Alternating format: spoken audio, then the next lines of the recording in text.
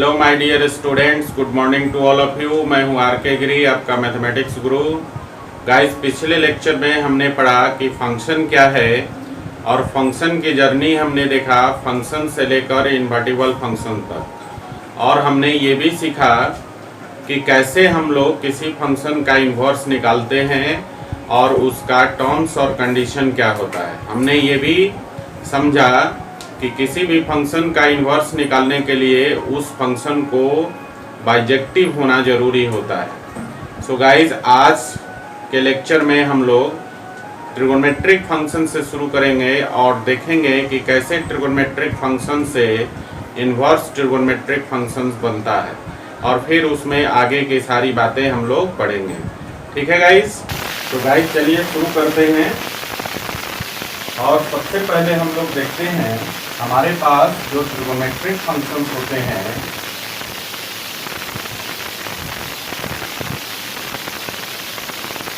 वाक्य से trigonometric functions होता है, जिसके बारे में हम लोग ऑलरेडी 11th क्लास में अध्ययन कर चुके हैं। और ये 6 कौन कौन से होते हैं देखिए। पहला होता है आपका साइन, ऐसे लिख दीजिए फंक्शन के फॉर्म में, f(x) = sin x। इसी तरह से दूसरा आपका f(x) = cos x। तीसरा हो गया आपका f(x) = tan x। चौथा है आपके पास f(x) = cot x। पांचवा है आपका f(x) = sec x। और छठा ट्रिगोनोमेट्रिक फंक्शन है f(x) = cos x। ये हमने 6 ट्रिगोनोमेट्रिक फंक्शंस के बारे में ऑलरेडी 11th क्लास में पढ़ा हुआ है। अब हम लोग यहाँ ये जानने का प्रयास करेंगे कि ये जो ट्रिगोनोमेट्रिक फंक्शन है, क्या ये बाइजेक्टिव फंक्शन होते हैं, क्या इनका इन्वर्स एग्जिस्ट करेगा, और अगर इन्वर्स एग्जिस्ट करेगा तो उसके लिए क्या टर्म्स कंडीशन होगा। ठीक है ना? तो चलिए हम लोग एक एग्जाम्पल देखते हैं। सबसे पहले तो हम लोग ले लेते हैं, देखिए ध्यान से, एग्जाम्पल के लिए हम लोग लेट कर लेते हैं एक फंक्शन f(x) = sin x। ठीक है ना? एक को हम लोग चेक कर लेंगे। वैसे आपको बेसिक नॉलेज जो है ट्रिगोनोमेट्रिक फंक्शन के बारे में, वो ये नॉलेज है कि ट्रिगोनोमेट्रिक फंक्शन बेसिकली क्या होते हैं, बेसिकली ये पीरियोडिक फंक्शंस होते हैं। इसका मतलब ये हुआ कि सर्टेन इंटरवल पर इनकी जो वैल्यू है वो उसको रिपीट करता है। ठीक है ना? ये हमारे पास ऑलरेडी नॉलेज है ट्रिगोनोमेट्रिक फंक्शन के बारे में। तो देखते हैं कि सर्टेन इंटरवल पर जब ट्रिगोनोमेट्रिक फंक्शन अपने वैल्यू को रिपीट करना शुरू करता है तो उस कंडीशन में क्या ये बाइजेक्टिव होगा। ठीक है ना? तो चलिए, अब हमने ले लिया है यहाँ पर एक फंक्शन ले लिया, trigonometric function f(x) = sin x। अब इसके हम लोग कुछ वैल्यू 0 से 360 डिग्री के बीच में जितने भी इसके मान होते हैं उस पर हम लोग चेक करते हैं। तो देखिए, इसके लिए हम क्या करते हैं कि 2 सेट ले लेते हैं। एक सेट ले लेते हैं हम लोग x का और दूसरा सेट हम लोग ले लेते हैं f(x) का। ठीक है गाइस? अब देखिए, x और f(x) के बीच में फंक्शन जो डिफाइंड है वो है आपका f।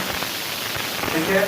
अब यहाँ हम लेते हैं जैसे 0 डिग्री हो गया, उसके बाद 30 डिग्री हो गया, उसके बाद 45 डिग्री हो गया, 60 डिग्री हो गया, 90 डिग्री हो गया, 120 डिग्री, उसके बाद जो है 135 degree, 150 degree, 180 degree, 210 degree, 225 degree, 240 degree, 270 degree, उसके बाद 300 डिग्री, 315 डिग्री, 330 डिग्री और 360 डिग्री। ये हमारे पास 0 से 360 के बीच में जितने भी स्टैंडर्ड एंगल्स हैं उसका हमने एक सेट लिया, जिसको एक सेट लिया। और आपको ये मालूम है कि sin x जो फंक्शन है, sin x फंक्शन की जो वैल्यू आती है साइन एक्स -1 से 1 के बीच में लाई करते हैं, ये आप ऑलरेडी जानते हैं। तो कौन कौन सा वैल्यू -1 से 1 के बीच में होता है? स्टैंडर्ड वैल्यू 0 का वैल्यू एक तो होता है 0, और फिर आपका 1/2, फिर 1/√2, फिर √3/2 और फिर 1। इसी प्रकार से नेगेटिव वैल्यू भी देता है -1/2, -1/√2, -√3/2 और -1।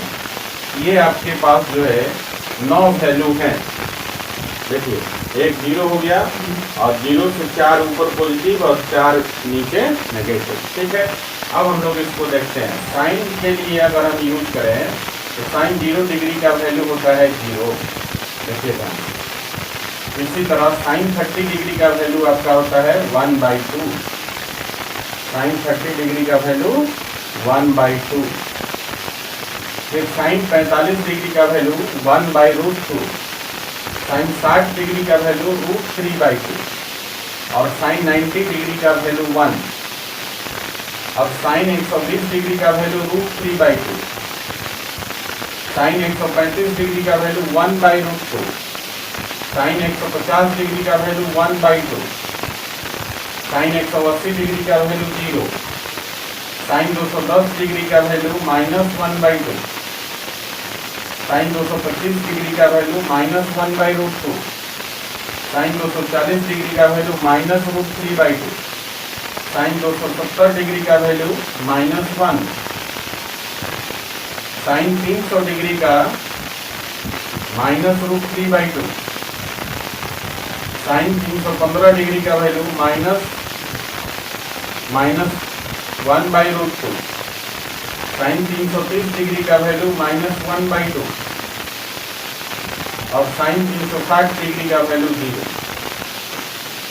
ठीक है, अब यहाँ पर आप ध्यान से देखिए, आप देखेंगे कि 0, 180 और 360 ये 3 डिफरेंट वैल्यू है x के, और ये तीनों डिफरेंट वैल्यू के लिए आप देखेंगे इसका इमेज एक ही आता है। देख रहे हैं ना? More than 1 elements of set x has same image in set fx। देख रहे हैं? तो इस कंडीशन में इसी प्रकार से और भी वैल्यू आप देख सकते हैं। यहाँ पर देखिए 30 डिग्री और 150 डिग्री का वैल्यू, 30 डिग्री और 150 डिग्री का वैल्यू आपका 2 डिफरेंट वैल्यू ऑफ x का सेम इमेज आता है 1/2। इसी प्रकार से आप और भी वैल्यू देख सकते हैं, -210 डिग्री और उसके बाद 330 डिग्री, 210 डिग्री और 330 डिग्री। इन दोनों का वैल्यू आप देखेंगे कि -1/2 आता है। तो आप क्या देख रहे हैं? इतने सारे एग्जाम्पल्स जो है सफिशिएंट है आपको समझने के लिए। आप यहाँ पर ये देख रहे हैं कि x के एक से ज़्यादा डिफरेंट वैल्यू के लिए सेम इमेज मिल रहा है fx में। तो ये कंडीशन जो है 1-1 की कंडीशन नहीं होती। 1-1 फंक्शन ये कहता है कि different element of set x has different image in set fx। ठीक है ना? यहाँ पर x और fx 2 सेट है, हमने वहाँ डिफाइन किया था a और b सेट के लिए। तो वहाँ पे जो हमारा 1-1 और इंजेक्टिव फंक्शन का डेफिनेशन क्या था? वो ये था कि different element of set A has different images in set B।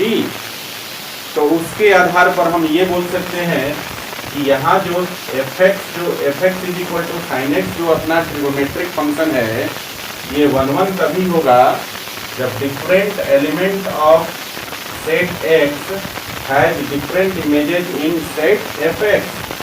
But यहाँ हम जो देख रहे हैं वो ये देख रहे हैं कि x के डिफरेंट एलिमेंट्स हैं, बट fx में सेम इमेज बना रहा है। यहाँ पर हमने जैसे आपको बताया कि 0 डिग्री 180 डिग्री और 360 डिग्री का सेम इमेज है 0। इसी प्रकार से हमने बताया कि 30 डिग्री 150 डिग्री का सेम इमेज है 1/2। इसी तरह हमने बताया 210 डिग्री और 330 डिग्री का सेम इमेज है -1/2। तो आप देख रहे हैं डिफरेंट वैल्यू है x के डिफरेंट वैल्यू के लिए सेम इमेज आपको मिल रहा है। तो ये जो फंक्शन है इट इज नॉट 1 1,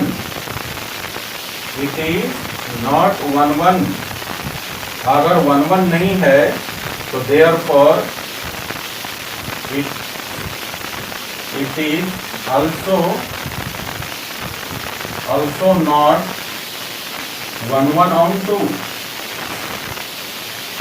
क्लियर? अगर 1 1 नहीं है तो ये 1 1 on 2 भी नहीं होगा। क्लियर है?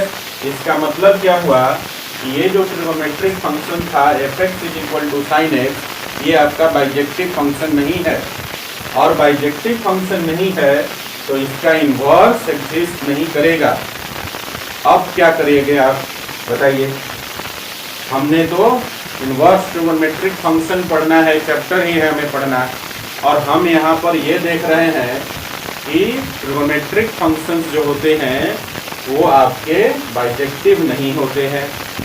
तो अब इनका इन्वर्स कैसे एग्जिस्ट करेगा बच्चों?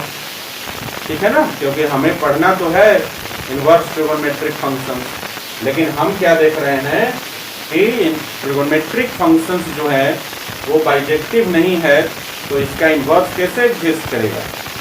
तो गाइस एग्जिस्ट करेगा। इसके लिए हम लोग क्या करते हैं कि इसके डोमेन में, ट्रिगोनोमेट्रिक फंक्शंस के डोमेन में एक इंटरवल को हम लोग रिस्ट्रिक्ट करते हैं। ठीक है ना? उसी पर्टिकुलर इंटरवल में ये जो ट्रिगोनोमेट्रिक फंक्शंस होते हैं वो बाइजेक्टिविटी को फॉलो करते हैं। मतलब उस पर्टिकुलर इंटरवल में ये जो ट्रिगोनोमेट्रिक फंक्शंस हैं अपने, ये 1 1 on 2 होंगे। ठीक है ना? तो हमें देखना होगा कि जो ट्रिगोनोमेट्रिक फंक्शंस का डोमेन है उसके कौन से रिस्ट्रिक्टेड इंटरवल्स में ये 1 1 on 2 को फॉलो करते हैं। जिस इंटरवल में 1 1 on 2 को फॉलो करेंगे उसी पर्टिकुलर इंटरवल में इन ट्रिगोनोमेट्रिक फंक्शंस का इन्वर्स एग्जिस्ट करेगा। ठीक है गाइस? चलिए, ये बात आपको समझ में आ गया कि in general trigonometric functions bijective नहीं होते हैं। सो इन जनरल ट्रिगोनोमेट्रिक फंक्शंस का इन्वर्स एग्जिस्ट नहीं करेगा। इन्वर्स एग्जिस्ट करने के लिए इनके डोमेन के किसी पर्टिकुलर जो इंटरवल है उसको हम लोग रिस्ट्रिक्ट करते हैं, और उसी पर्टिकुलर इंटरवल में इन ट्रिगोनोमेट्रिक फंक्शंस का इन्वर्स एग्जिस्ट करेगा। ठीक है गाइस? तो चलिए पहले आप इसको नोट कर लीजिए, फिर हम लोग ये भी देखते हैं इसी फंक्शन के लिए fx = sin x के लिए एक हम लोग यहाँ समझने का प्रयास करेंगे, एक एग्जाम्पल लेंगे कि कौन सा रिस्ट्रिक्टेड जो आपका डोमेन है, ठीक है ना, डोमेन में कौन सा रिस्ट्रिक्टेड जो एंगल्स हैं जिसके लिए ये 1 1 on 2 का फॉलो करता है। ठीक है? पहले इसको आप देखिए।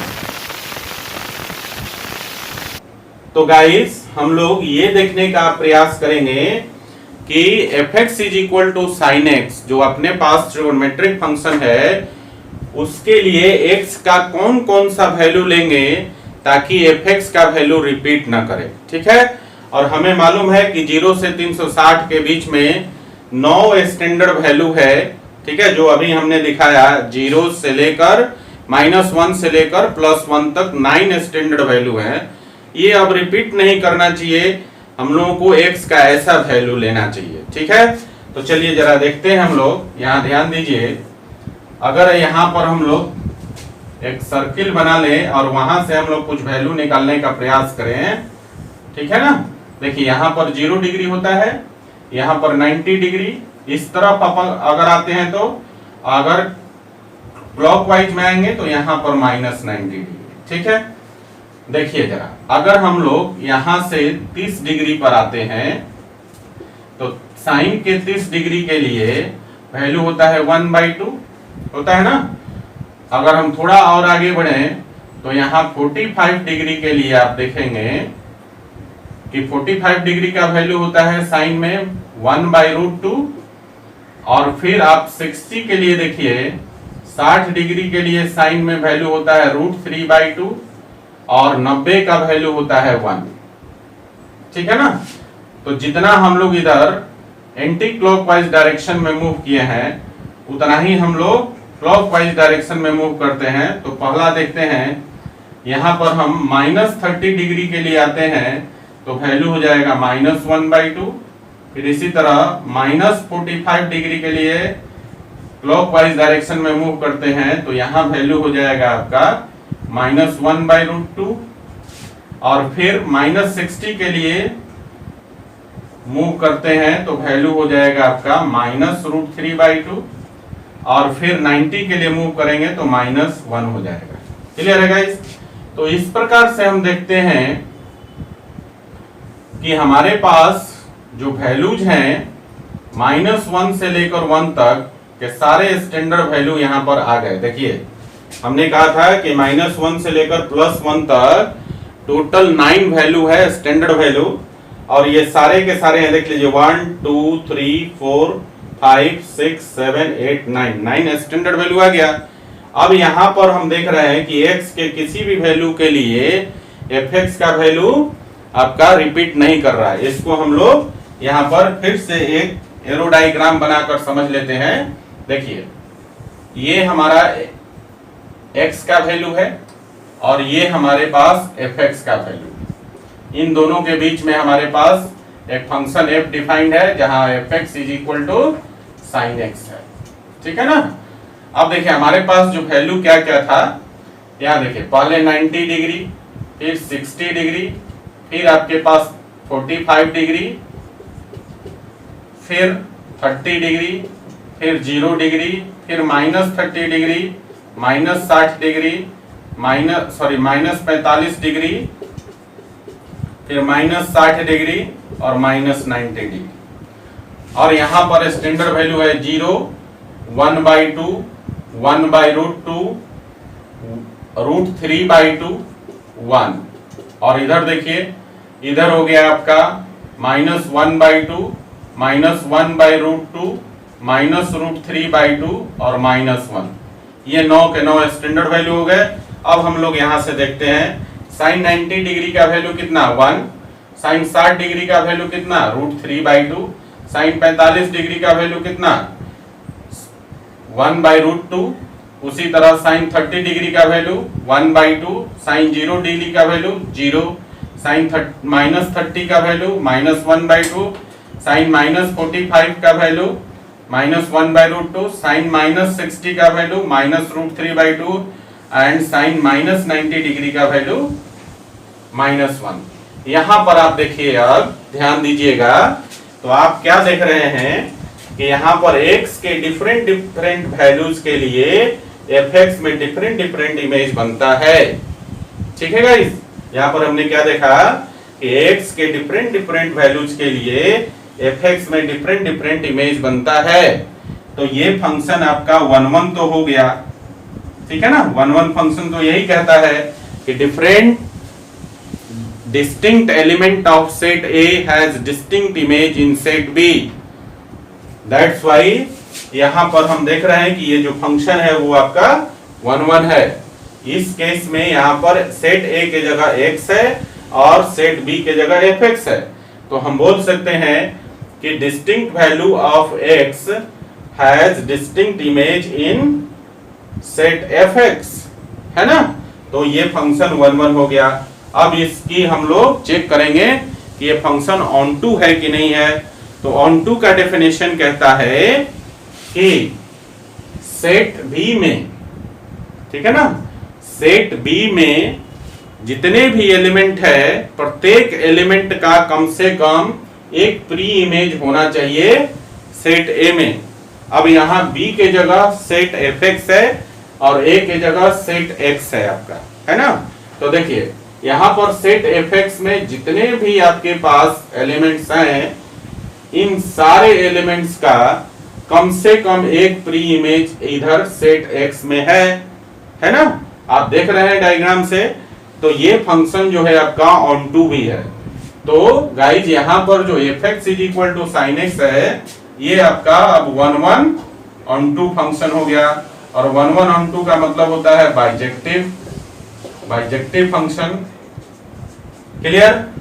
तो ये आपका बाइजेक्टिव फंक्शन हो गया। लेकिन हमने जो अभी डिस्कस किया कि sin x के किसी भी ट्रिगोनोमेट्रिक फंक्शन के डोमेन का एक पर्टिकुलर जो पार्ट होगा, इंटरवल होगा, उसी में ये बाइजेक्टिविटी को फॉलो करेगा, 11/2 को फॉलो करेगा, और उसी में उसी पर्टिकुलर इंटरवल में ही इनवर्स ट्रिगोनोमेट्रिक एग्जिस्ट करेगा, मतलब ट्रिगोनोमेट्रिक फंक्शन का इनवर्स एग्जिस्ट करेगा। तो आप क्या देखें यहाँ पर कि fx is equal to sine x के केस में -90 डिग्री से +90 डिग्री के बीच में जो है x के डिफरेंट वैल्यूज के लिए fx का डिफरेंट इमेज आता है, ठीक है ना, fx का डिफरेंट वैल्यूज आता है। क्लियर है गाइस?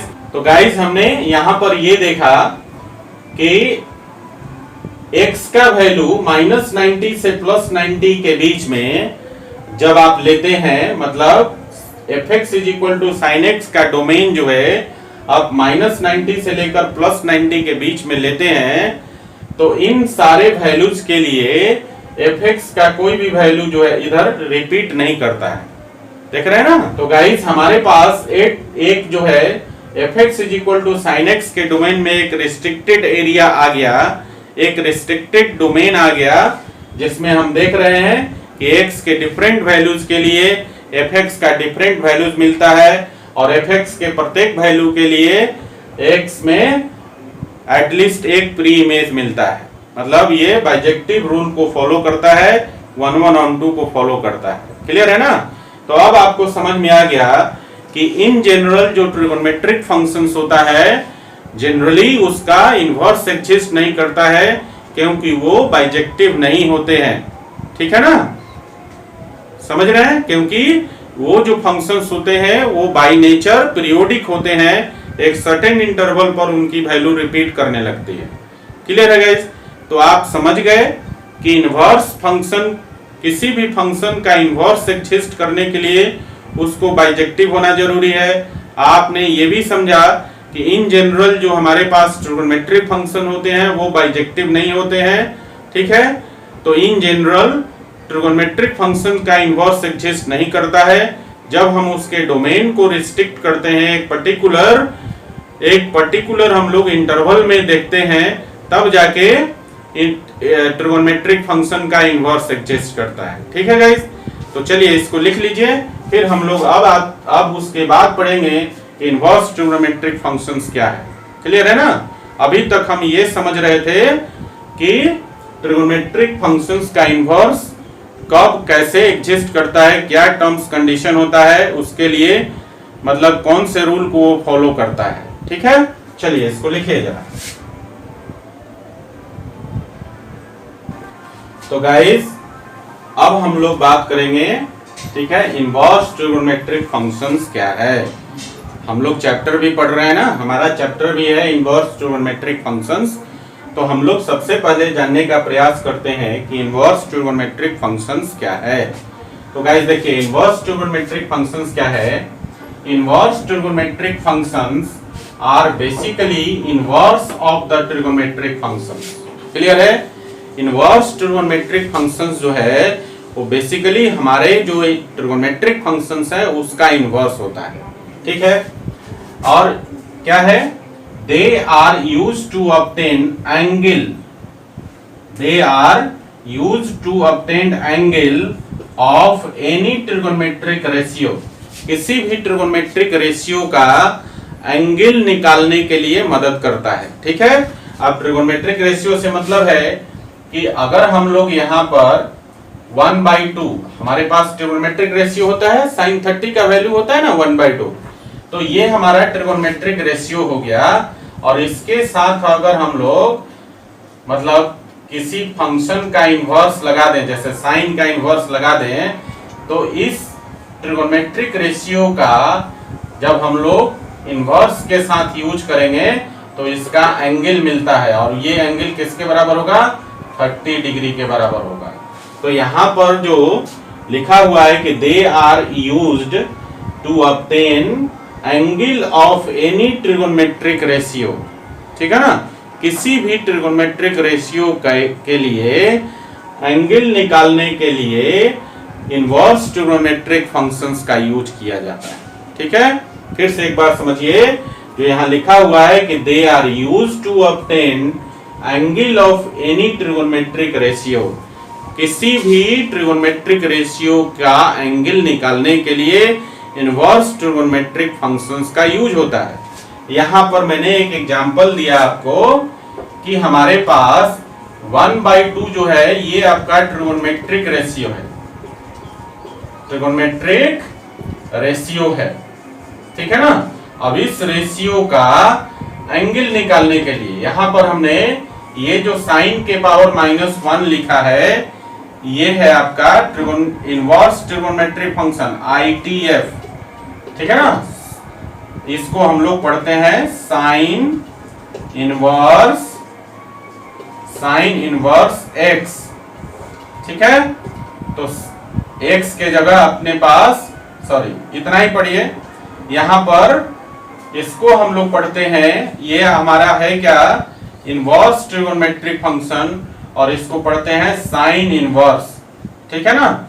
तो देखिए 1/2 जो ट्रिगोनोमेट्रिक रेशियो है, इसका साइन इनवर्स करेंगे तो इसका एंगल निकल जाएगा, ठीक है ना, और इसका एंगल हो जाएगा 30 डिग्री।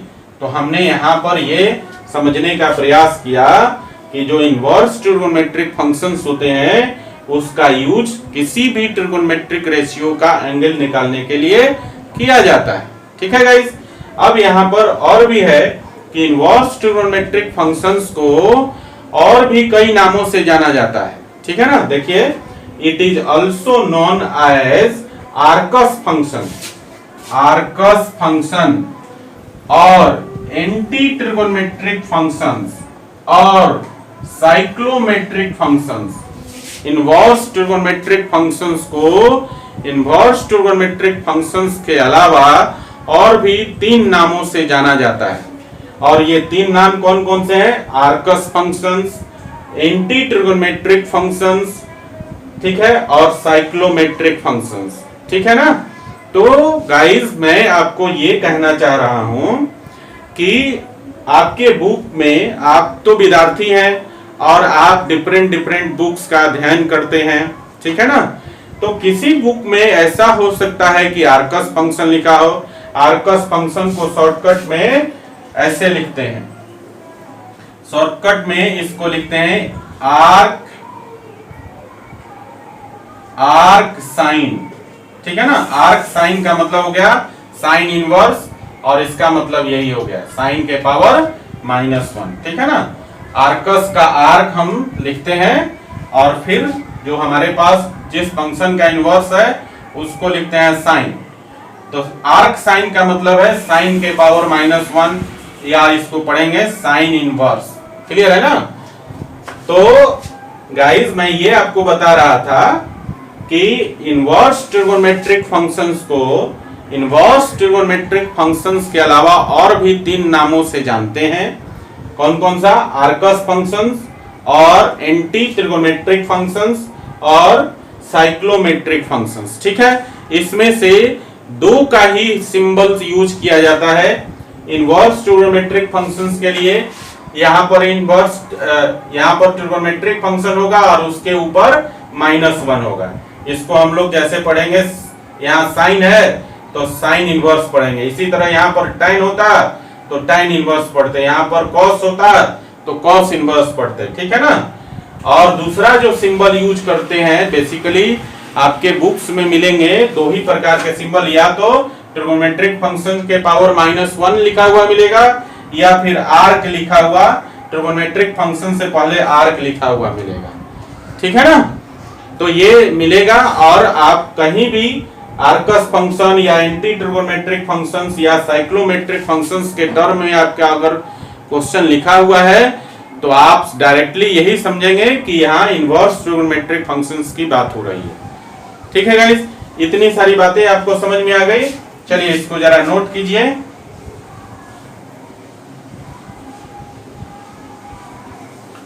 अब देखिए हम लोग देखते हैं कि हमारे पास जो ट्रिगोनोमेट्रिक फंक्शन होता है कैसे उसका इनवर्स के मतलब उस ट्रिगोनोमेट्रिक फंक्शन के पावर -1 आ जाता है, इस बात को भी समझने का प्रयास करते हैं। ठीक है, तो देखिए यहां पर लेट कर लेते हैं कि हमारे पास एक फंक्शन है x is equal to sine theta, ये हमारा ट्रिगोनोमेट्रिक फंक्शन है। अब ये यहां से ट्रिगोनोमेट्रिक फंक्शन से इनवर्स ट्रिगोनोमेट्रिक फंक्शन कैसे बनता है, तो यहां पर जो ट्रिगोनोमेट्रिक फंक्शन है साइन को हम इस तरफ ले आते हैं, तो जैसे ही हम इस तरफ ले आते हैं यहां पर आप देखेंगे साइन के पावर क्या है 1, कुछ भी पावर नहीं दिखाई दे रहा है, तो हम ऐसा कंसीडर कर लेते हैं कि यहां पर इसका पावर 1 है। तो जब हम लोग दूसरी साइड ले जाएंगे, इक्वल टू के दूसरी साइड ले जाएंगे, जिस भी एक्सप्रेशन पर पावर 1 है उस एक्सप्रेशन को इक्वल टू के दूसरी साइड जब हम ले जाते हैं तो उस पर पावर -1 हो जाता है। ठीक है ना, ऐसा हम लोग लॉज पढ़े हैं सर्ड और इंडिसेज में। ठीक है, तो इसको हम इस तरफ लाते हैं तो इस पर क्या हो जाता है साइन के पावर -1 हो जाता है और ये x के साथ लग जाता है, और x यहाँ पर जो गाइज है ये आपका जो x है पर्टिकुलर हम इस x की बात कर रहे हैं, तो x जो है यहाँ पर ट्रिगोनोमेट्रिक रेशियो है, ट्रिगोनोमेट्रिक रेशियो है ये आपका x। ठीक है ना, और ये क्या है इनवर्स है, inverse of trigonometric function, inverse of trigonometric function है ये आपका। क्लियर है ना, और जब ये इधर आ गया आपका तो हो गया। अब इसको पढ़ेंगे साइन, पहले हम ट्रिगोनोमेट्रिक फंक्शन का उच्चारण करेंगे तो साइन इनवर्स, इसको क्या पढ़ेंगे साइन इनवर्स, साइन इनवर्स। ठीक है, साइन इनवर्स x। तो यहां पर मैंने क्या बताया कि साइन जब एक साइड से दूसरी साइड आ जाता है तो पावर -1 हो गया और x के साथ लग गया, तो इसको हम कहेंगे साइन इनवर्स x। ठीक है, और इधर क्या बच गया, साइन जब चला गया तो इधर बच गया थीटा। तो हम बोल सकते हैं कि देयरफॉर आपके पास हम बोल सकते हैं, ध्यान दीजिए कि if x is equal to sine theta है तो therefore theta is equal to क्या हो जाएगा साइन इनवर्स x। क्लियर है, और इसी को हम लोग ऐसा भी लिखते हैं theta is equal to arc sine x। Clear है, आर्क का मतलब हो गया साइन इनवर्स x, आर्क का मतलब साइन के साथ इनवर्स का उच्चारण करेंगे, आर्क साइन x का मतलब है साइन इनवर्स x, तो ऐसा भी हम लोग इसको बोल सकते हैं।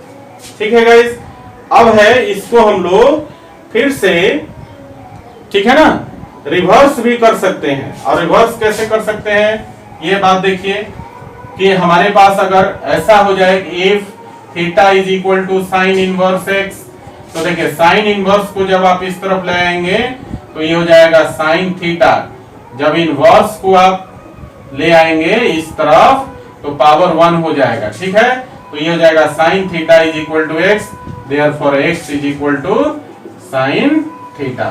तो समझ रहे हैं, इनवर्स ट्रिगोनोमेट्रिक फंक्शन को रिवर्स कर देंगे तो ट्रिगोनोमेट्रिक फंक्शन हो जाएगा, और ट्रिगोनोमेट्रिक फंक्शन को रिवर्स कर देंगे तो इनवर्स ट्रिगोनोमेट्रिक फंक्शन हो जाएगा। क्लियर है गाइस, तो आपको ये बात समझ में आया कि कैसे हम लोग ट्रिगोनोमेट्रिक फंक्शन से इनवर्स ट्रिगोनोमेट्रिक फंक्शन बनाते हैं और कैसे हम लोग इनवर्स ट्रिगोनोमेट्रिक को फिर से रिवर्स करके ट्रिगोनोमेट्रिक फंक्शन बना देते हैं। क्लियर हो गया। अब बात आती है डेफिनेशन में, हमने एक चीज पढ़ा कि जो इनवर्स ट्रिगोनोमेट्रिक फंक्शंस है बेसिकली हम लोग क्या करते हैं, उसका यूज किसी ट्रिगोनोमेट्रिक फंक्शंस के रेशियो का एंगल निकालने में करते हैं।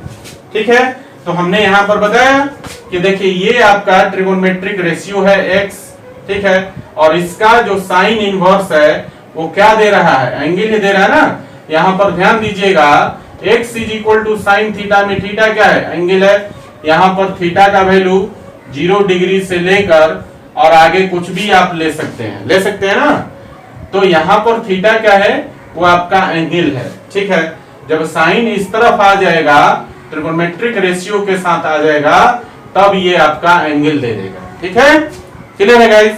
इसको एक और छोटा सा एग्जांपल से आप समझ सकते हैं। जैसे हम अगर लिखते हैं वी नो दैट, देखो ध्यान से, वी नो दैट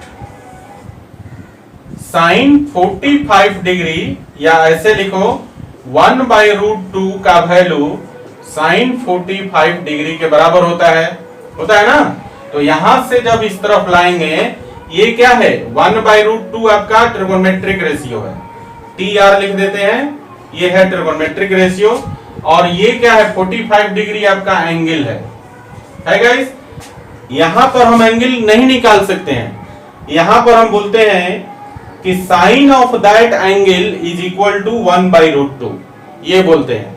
मतलब जो ट्रिगोनोमेट्रिक फंक्शन साइन है, उसका 45 डिग्री 1/√2 के बराबर होता है, ठीक है। लेकिन हमें क्या करना है कि 45 डिग्री को निकालना है, तो क्या करते हैं, इस साइन को हम इक्वल टू के दूसरी साइड लाते हैं, और जब ये साइन इक्वल टू के दूसरी तरफ आता है, तो ये इनवर्स हो जाता है, ठीक है।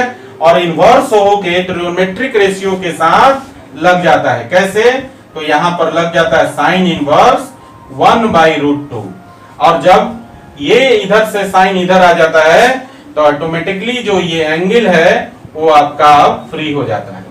तो हम लोग ने देखा कि इनवर्स ट्रिगोनोमेट्रिक फंक्शंस का यूज हम लोग किसी भी ट्रिगोनोमेट्रिक रेशियो के लिए उसका एंगल निकालने के लिए करते हैं। बात क्लियर हो गई। चलिए इसको नोट डाउन कर लीजिए जरा। तो गाइस, आप अच्छी तरह समझ गए कि इनवर्स ट्रिगोनोमेट्रिक फंक्शंस क्या है, ठीक है ना। तो देखिए जरा कौन कौन से इनवर्स ट्रिगोनोमेट्रिक फंक्शंस होते हैं, इसको भी समझ लीजिए। एक तरफ मैं लिखता हूं ट्रिगोनोमेट्रिक फंक्शंस, देखिए यहां पर ट्रिगोनोमेट्रिक फंक्शंस, और दूसरी तरफ लिखता हूं मैं इनवर्स ट्रिगोनोमेट्रिक फंक्शंस।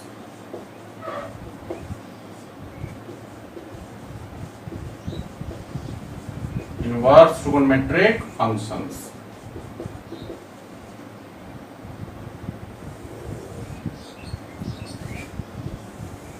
ठीक है गाइस। इसको शॉर्टकट में ITF बोलते हैं, इनवर्स ट्रिगोनोमेट्रिक फंक्शंस को, ठीक है। देखिए अब हमारे पास जो पहला ट्रिगोनोमेट्रिक फंक्शन होता है, वो होता है आपका x is equal to sine theta. अब साइन को आप इस तरफ ले जाएंगे, तो पहला इनवर्स ट्रिगोनोमेट्रिक फंक्शन क्या हो जाएगा, इधर बच जाएगा थीटा, तो theta is equal to sine inverse x। Clear है। इसी प्रकार से साइन इनवर्स को आप इस तरफ कर देंगे, तो x is equal to sine theta हो जाएगा, ठीक है ना। रिवर्स, एक दूसरे का रिवर्स हो जाता है। दूसरा आपके पास जो ट्रिगोनोमेट्रिक फंक्शन है, x is equal to cos theta, और कॉस को आप इस तरफ करेंगे, तो दूसरा जो इनवर्स ट्रिगोनोमेट्रिक फंक्शन बनेगा वो बन जाएगा आपका theta is equal to cos inverse x। Clear. तीसरा है आपके पास x is equal to tan theta, और टाइन को आप इस तरफ कर दीजिएगा, तो तीसरा जो इनवर्स ट्रिगोनोमेट्रिक फंक्शन बनेगा theta is equal to tan inverse x। इसी प्रकार से चौथा हो जाएगा आपका x is equal to cot theta, cot को आप इधर करेंगे, तो चौथा जो इनवर्स ट्रिगोनोमेट्रिक फंक्शन बनेगा वो हो जाएगा आपका theta is equal to cot inverse x। पांचवा है आपके पास x is equal to sec theta, sec को आप इधर लाइए, तो पांचवा इनवर्स ट्रिगोनोमेट्रिक हो जाएगा आपका theta is equal to sec inverse x। और फाइनली छठा जो है आपके पास x is equal to cosec theta, cosec को आप इस तरफ करेंगे, तो छठा इनवर्स ट्रिगोनोमेट्रिक हो जाएगा आपका theta is equal to, inverse trigonometric function हो जाएगा आपका theta is equal to cosec inverse x। Clear है गाइस। तो आपने देखा कि हमारे पास 6 ट्रिगोनोमेट्रिक फंक्शंस होते हैं और इन 6 ट्रिगोनोमेट्रिक फंक्शंस के कॉरस्पॉन्डिंग 6 इनवर्स ट्रिगोनोमेट्रिक फंक्शंस होते हैं। क्लियर है गाइस? आज के लेक्चर में इतना ही। Thanks for watching. Keep in touch. Do like, share and subscribe.